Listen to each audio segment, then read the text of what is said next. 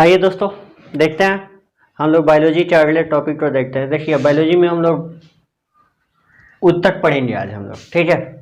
तो आपको कोष्ठक पढ़ा दिया गया, कोष्ठक के बाद आपको उत्तक ही आता है। तो आपको बताए थे शुरू में कोष्ठक के बारे में। तो देखिए, कोष्ठक क्या होता है? हमारे जीवन की रचनात्मक एवं क्रियात्मक, हमारे शरीर की रचनात्मक एवं क्रियात्मक इकाई को हम लोग कोष्ठक कहते हैं। यानी जो हमारा शरीर बना हुआ है वो छोटे छोटे कोशिकाओं से मिलकर बना हुआ है, ठीक है। तो देखिए, उसमें केवल कोशिका ही हमारे मददगार नहीं है, कोशिका के बाद आपका आता है यही उत्तक, ठीक है। क्योंकि देखिए, कोशिका तो मान के चलते हैं कि जैसे मान के चलिए घर बनाना है, तो घर बनाने के लिए तो आपका उसमें कोशिका के रूप में आपका हो जाएगा बालू, सीमेंट और ईंट, ये आपका कोशिका के कण हो गए, ठीक है।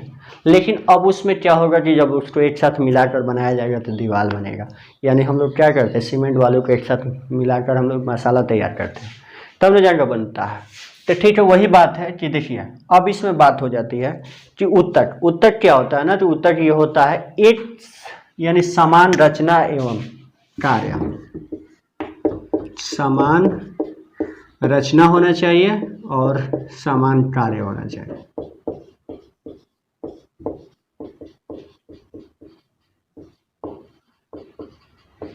तो देखिए, समान रचना और समान कार्य करने वाले कोशिकाओं के समूह को हम लोग उत्तक कहते हैं। यानी एक समान उसकी रचना होगा, माने एक समान सब दिखाई देगा और एक समान उसका कार्य होगा, और उस सब का एक समूह होता है। जैसे मान के चलिए कि हमारा ये जो हाथ है, इस हाथ में यहाँ भी इस जहाँ से ये मोड़ रहा है, यहाँ भी कोशिकाओं का समूह है, कान में कोशिकाओं का समूह है, पैर में कोशिकाओं का समूह, यानी सभी जगह क्या है, कोशिकाओं का अलग अलग समूह। और रह गया बात कि सबका अलग अलग काम है। अब जैसे मान के चलिए कि हमारा ये हाथ का काम, यहाँ की कोशिका कुछ अलग करती है। अब इस हाथ वाले कोशिका को बोला जाए कि तो भोजन पचा दो, तो ये पचाएगा नहीं, भोजन पचाने वाला कोशिका अलग होती है, ठीक है। अब इस हाथ को कोशिका को बोला जाए कि माइंड वाला काम कर दो, सोचने समझने की क्षमता कर दो, क्या ये हाथ कर सकता है? नहीं कर सकता, उसकी कोशिका अलग है, इसकी कोशिका अलग है। तो देखिए, तो वही बात है कि इसमें क्या होता है कि कोई उत्तक जो होता है अलग अलग एरिया में होता है, यानी कोशिकाओं के एक समूह होता है। तो क्या होता है कि कोशिकाओं का समूह को हम लोग उत्तक कहते हैं। उसमें भी समूह होना चाहिए, तो समान रचना होनी चाहिए, समान कार्य होना चाहिए। तो देखिए, अब यहाँ से हम उत्तक दो प्रकार के उत्तक पढ़ेंगे। देखिए, एक पादप उत्तक होता है, एक जंतु उत्तक होता है। पादप उत्तक, तो पादप मतलब जानते ही हैं कि पादप मतलब क्या होता है। पादप मतलब पेड़ पौधा होता है, ठीक है। तो एक पेड़ पौधा वाला उत्तक पढ़ेंगे, दूसरा आपका जंतु उत्तक पढ़ेंगे। अब देखिए, पेड़ पौधा की बात है, उस जंतु उत्तक को हम लोग बाद में देखेंगे अगले वीडियो में। पहले हम लोग इस पेड़ को निपटा देते हैं, पेड़ को बढ़िया से पढ़ लेंगे, उसके बाद से उसको देखेंगे, ठीक है। तो पेड़ वाला भी देखिए, पेड़ वाला भी ये पादप उत्तक, वैसा उत्तक जो पेड़ पौधों में पाया जाता है उसको पादप उत्तक कहते हैं। और जंतु उत्तक वैसा उत्तक जो जीव जंतु में पाया जाता है उसको जंतु उत्तक कहते हैं। अब देखिए, पादप उत्तक भी दो भाग में होता है। एक आपका होता है विभज्योतिकीय उत्तक और दूसरा होता है अस्थायी उत्तक। देखिए, विभज्योतिकीय उत्तक का मतलब ये क्या होता है कि बढ़ते रहता है, इसमें परिवर्तन होते रहता है, ठीक है। अस्थायी उत्तक का मतलब कि ये स्थिर हो जाता है। ये अस्थायी उत्तक का निर्माण जो भी होता है तो इसके कारण ही होता है, यानी पहले ये बनता है, यही जाकर क्या होता है, अस्थायी हो जाता है। जैसे में आप फैमिली में देखे होंगे कि पहले दादाजी क्या हुआ कि पहले दादाजी का जन्म हुआ, दादाजी ने क्या किया कि जैसे तैसे अपना काम किए, अपने परिवार को चलाए।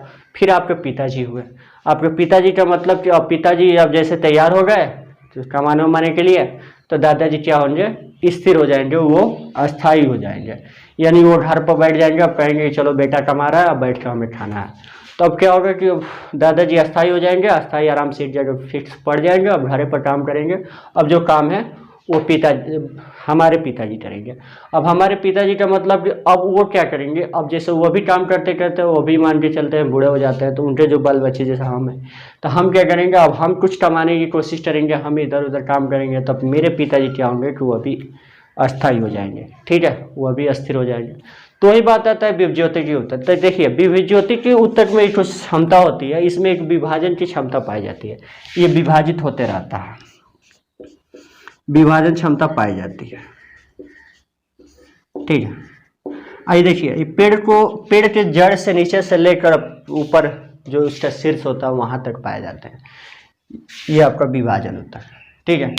यानी विभज्योतिकी उत्तर नाम है। देखिए विभज्योतिकी मतलब विभाजन इसमें खंडित होता रहता है। देखते हैं पेड़ में डाली वाली नया नया तैयार होता है, सब इसी के कारण होता है विभज्योतिकी उत्तर। और उसी में जहाँ से डाली निकला रहता है ना, तो आप देखे होंगे वहाँ पर टूट हो जाता है, थोड़ा सा मजबूत हो जाता है, तो वहाँ पर आपका अस्थायी उत्तक हो जाता है। यानी अस्थायी उत्तक कहता है कि अब मेरा काम अस्थिर है, अब यहीं पर हम खाली उसको पकड़ के बैठे रहेंगे और कुछ हमें करना नहीं है, जो करेगा वो विभज्योतिकी करेगा। ठीक है, तो इसमें विभाजन क्षमता पाई जाती है, यानी ये खंडित होते रहता है। दूसरा बात है कि विभज्योतिकी उत्तक के इस प्रकार के देखते हैं, तो यह भी आपका 3 तरह का होता है। एक शीर्षस्थ होता है, शीर्षस्थ, ठीक है, और दूसरा का होता है पार्श्वस्थ,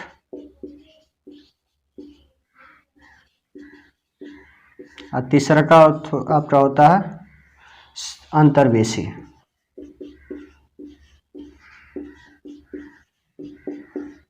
देख लीजिए ये 3 गो होता है। इस तीनों नाम से आपको कुछ ना कुछ तो पता चलिए जाता होगा कि आखिर इसका काम का। देखिए पहला दिया शीर्षस्थ।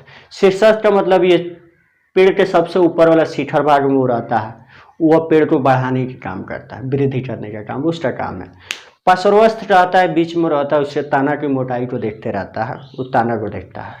उसके बाद से रह गया अंतर्वेशी। अंतर्वेशी का मतलब यही जहाँ ये अस्थायी उत्तक जहाँ उसकी जड़ होती है वहाँ पे अंतर्वेशी रहता है, वो अंदर में स्थित रहता है, तो अंदर में उसकी मजबूती को प्रदान करता है। ठीक है, तो देखिए इस 3 तरह से हम लोग पढ़ लिए इसको विभज्योतिकी उत्तक को। विभज्योतिकी उत्तक बहुत जरूरी है, अगर विभज्योतिकी उत्तक नहीं होगा तो पौधा वृद्धि नहीं करेगा।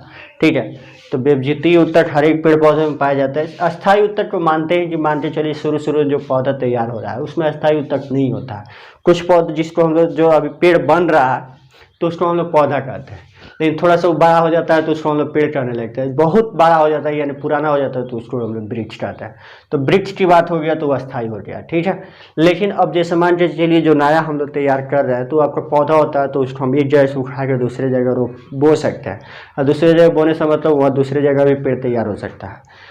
अब देखिए अस्थायी वाला को जो वृक्ष तैयार हो जाएगा उसको कैसे कर सकते हैं, नहीं कर सकते। तो यानी वो क्या होता है, उसमें विभाजन की क्षमता नहीं होती। यानी एक बार अगर आप उसको वहाँ से कोड़ दीजिए, काट दीजिए, तो गया वो खत्म हो गया। ठीक है, तो देखिए हम विभज्योतिकी देख लिए। इसमें विभज्योतिकी देखने के बाद हम लोग इस अस्थायी उत्तक को हम लोग अगले वीडियो में देखेंगे।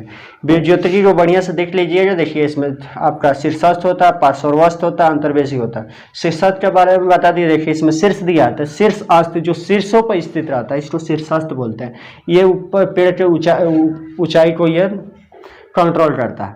दूसरा बात पार्श्वस्थ। पार्श्वस्थ का मतलब होता है कि उसकी तना जो उसकी शरीर को होता है, शरीर में स्थित रहता है, तो उसको शरीर की मोटाई वोटाई को दर्शाता है। अंतर्वेशी। अंतर्वेशी देखिए अंतर्वेशी, अंतर मतलब होता है अंदर, अब बेसी मतलब उसी में स्थित जो अंदर स्थित रहता है उसकी कंट्रोल वो करता है आपका अंतर्वेशी। ठीक है, तब देखेंगे हम अस्थायी उत्तक को अगले वीडियो में। चलिए तब तक लिए जय हिंद।